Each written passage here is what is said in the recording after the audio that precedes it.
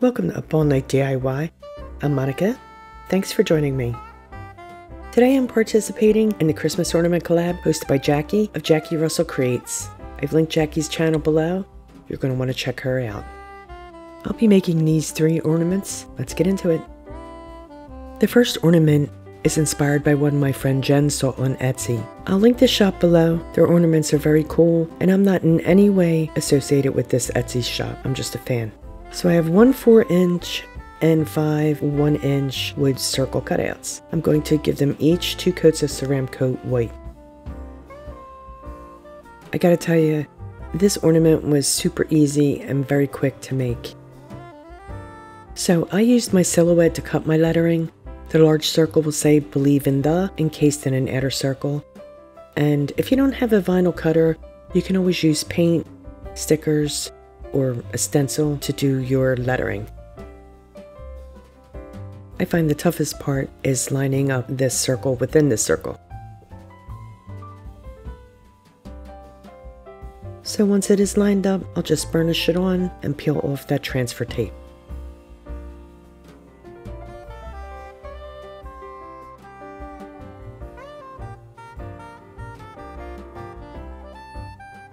I've cut the letters to spell out magic for the small circles. Pinned on a couple of them. The letter transferred, but the ring didn't, so I just lined it back up and re-burnished it. And that seemed to do the trick.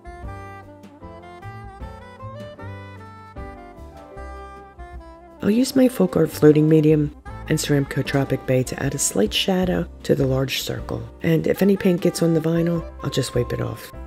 The word magic is going to come down around the right side of the circle, so my shadow is going to mostly be on the left. Now, you could certainly leave it as it is and not add the shadow, but I really wanted the blue on that side to balance out the blue of the word magic on the right side. I add some holly with Ceramcoat parsley for the leaves and Ceramcoat watermelon dots for the berries, just to add a bit more Christmas to it.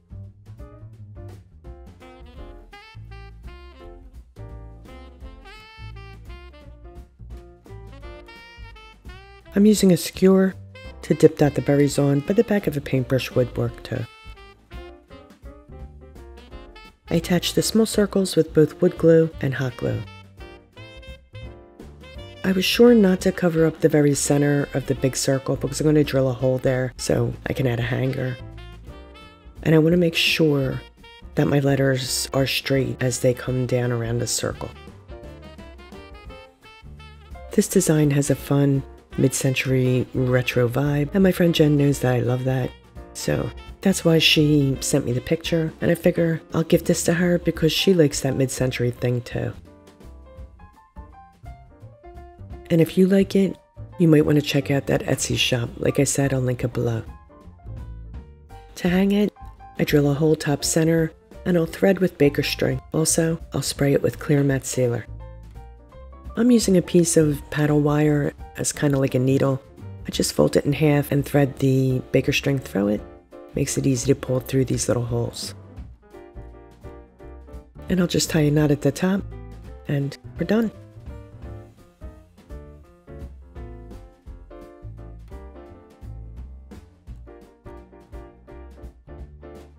I mean, how cute, quick, and easy is this? I just love it. DIY number 2 is this cute retro diner ornament. So I drew my diner on cardstock, cut it out, and traced it onto this 5x6 Dollar Tree wood plaque, and I cut it out with my scroll saw. I sanded down all the edges, and now it's ready for me to paint. Once again, I'm using one of my favorites, Tropic Bay Blue by Ceramcoat. There's really only a wee bit of blue on this. The rest will be base coated with drizzle gray. You know, all the parts that would be chrome on a 50s diner will be drizzle. Also, I'm painting the backside too, just in case it can be seen from wherever it's hanging on the tree. I want to make sure the back looks nice as well. And of course I'm going to apply 2 coats of paint of both colors. Yo, It is like extraordinarily noisy around here tonight, so I apologize for any background noise. So yeah, it's really only like these 3 strips of blue on the front, and the rest will be drizzle. Well, you'll see. I mean, you could always use metallic silver if that's your thing. I don't really like using metallic paints because they have memory, so you really have to do all the strokes in one direction. And honestly, I couldn't have been bothered. I think the gray looks good though.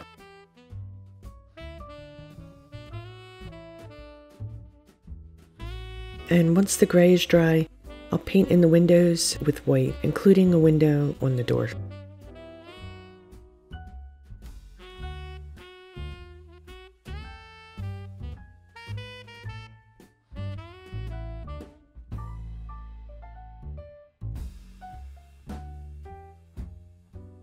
And I give these 2 coats as well.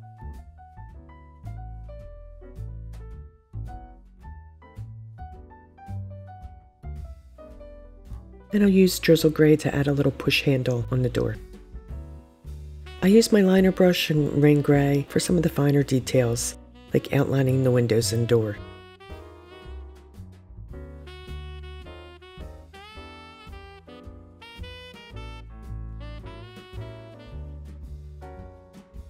As I'm watching this, I'm thinking, I should have added little silhouettes in the windows of people dining.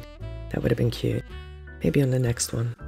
But then again, maybe that would make it too busy because it's going to get a lot of embellishment. So the silhouettes might distract from that.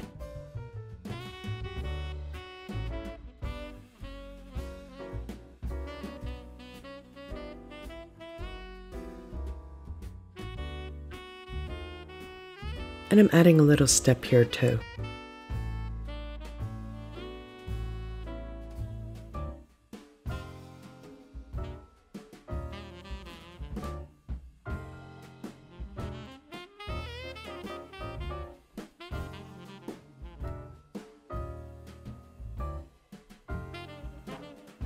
I want little crisscross details along the bottom.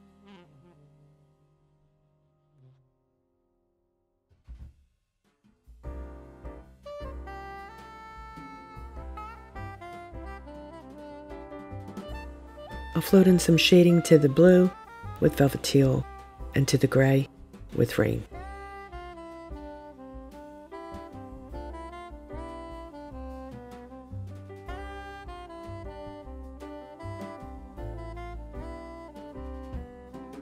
I add red vinyl lettering, open 24 hours, diner at the top, and pies and coffee on this side. And with white, I'll dab in some snow here and there, anywhere there's a ledge that it might collect on. Oh yeah, I don't know, I didn't get it on camera, but I added some reflection on the windows with Tropic Bay. Gotta have a little snow on a step. To add some dimension, I'm using snow text to the top of the diner. And I'm using this old paintbrush to kind of dab it on right there along the top. Some of the letters, well, the tops of the letters will be covered a wee bit.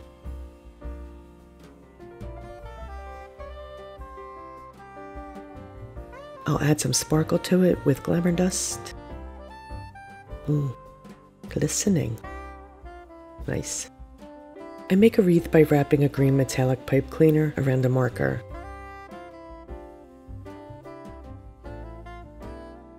And to keep its shape, I'm wrapping the ends around the wreath. I'm going to glue it around the 24, and I made a shoestring bow from baker string. I'll glue that to the wreath. Also, I dabbed some snow on the wreath as well.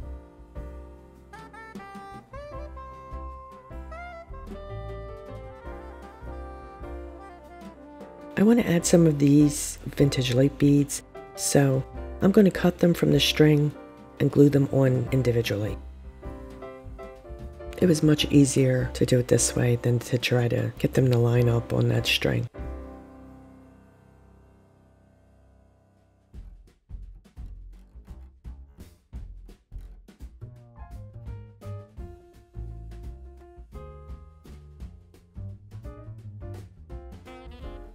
I think these vintage lights are just so cute.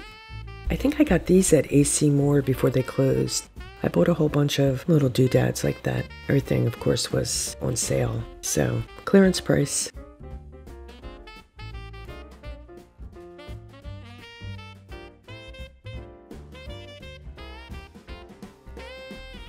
I drilled a hole at the top, and now I'm threading baker string through the hole.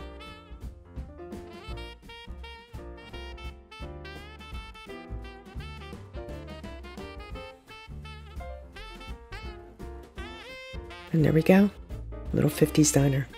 Love it. I think it's so cute. This will go perfect on my tray. Hope you like it too. DIY number 3 is the Peppermint cake slice, inspired by an ornament from wreathshop.com. I found half a styrofoam desk in my stash, so I cut it in two, and I'm going to stack and glue the pieces together.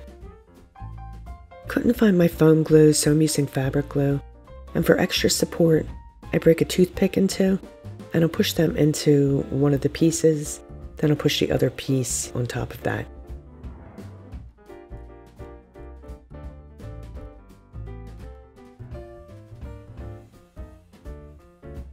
I glue a length of this pretty red and white striped glittered ribbon across the front to mimic cake layers. I've had this ribbon for years. I bought every spool that they had because I just think it's so Christmassy. I love it.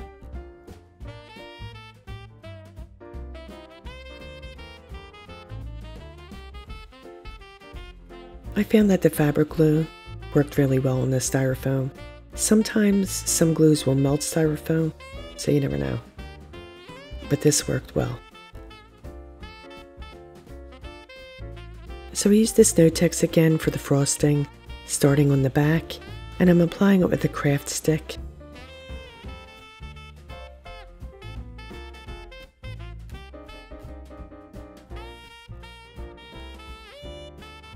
And before I frost the top, I'm going to sprinkle the back with diamond dust, and then I'll repeat this process on the top.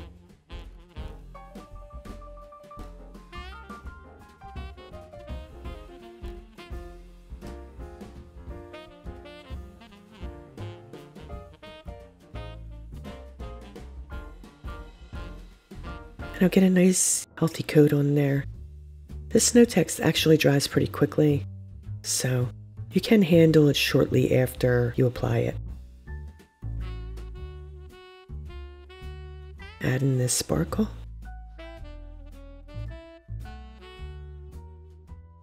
To embellish, I add a couple of berries and leaves, just pushing them into this Notex, no glue necessary.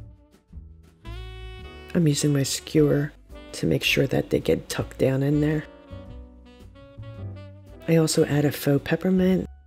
I got these at AC Moore before they closed too. And I'm also going to add a red and a green metallic confetti piece. To make the hook for the hanger, I loop a bit of paddle wire around a skewer and I push it into the cake. I'm going to push it in from the back because I want the top to be more visible, I think, than the sides. Also, I'm going to finish the bottom with a piece of either white or red felt. I didn't have any handy, so next time I do a craft run, I'll grab some and glue it to the bottom. There we go. To hang it, I'll add a length of baker string, just like I did with the others. This was so easy, and I think it's so cute. So, these are my ornaments. I hope you like them. I think they really turned out nice. I'm happy with them. I want to thank Jacque for hosting and bringing us all together for this fun collab. I've linked her channel in the description box. Please go check her out. You'll also find the playlist, my supply list, and other pertinent links. Please like, share, comment, and subscribe, and all that good stuff. Be sure to drop in on Fridays. That's usually when I upload. I'll have lots more Christmas stuff upcoming, including some clay projects, as well as other ornaments and other wooden items. Stay creative, my friends. Thanks for hanging with me. See you next time. Up all night with Monica.